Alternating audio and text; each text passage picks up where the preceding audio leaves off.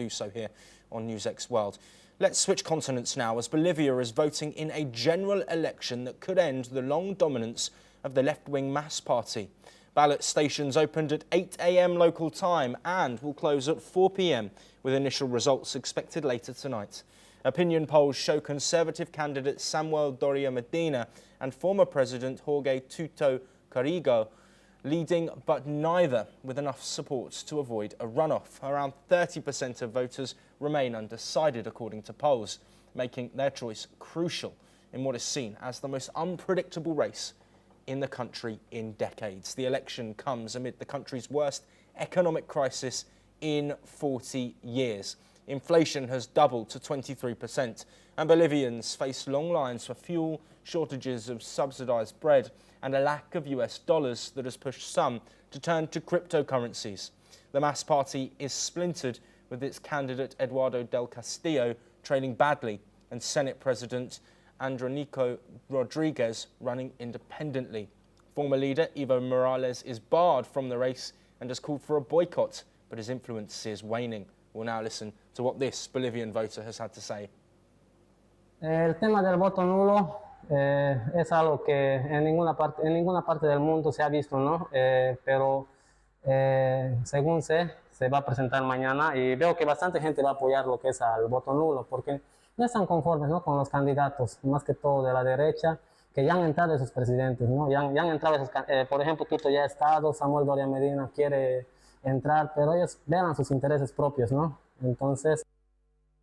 Well, some experts are saying that today's vote is seen as a crossroads for Bolivia, with the possibility of a right-wing government for the first time in over 2 decades.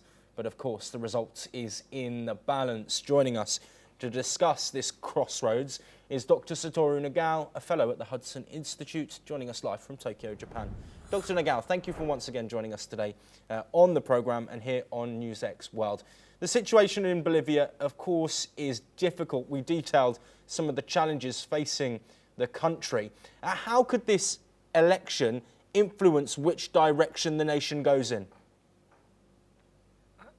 For a long time, Bolivia's government was led by the left-wing parties, and under the left-wing party, especially the President Morales, the relation with the United States was deteriorated very much.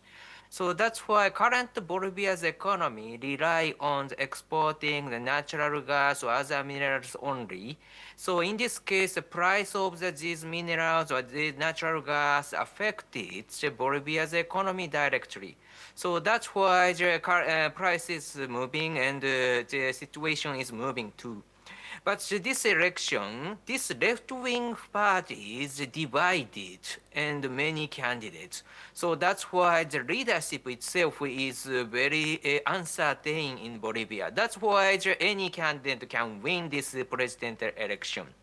So under such kind of situation, anyone must reform their economy after they win the election.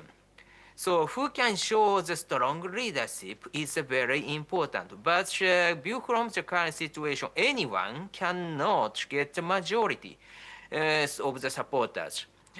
One of the key is the support of the former President Morales, because under the rules, he cannot be the candidate of the presidential election this time. But the supporter is there, and for a long time he showed influence in the Bolivia's politics. So that's why which group supports which part of the current ruling party or the opposition party, that will be the decisive factor, I think. And at the same time, I repeatedly say, even if it is not easy to expect who will win the election, anyway, the next president must reform the economy drastically.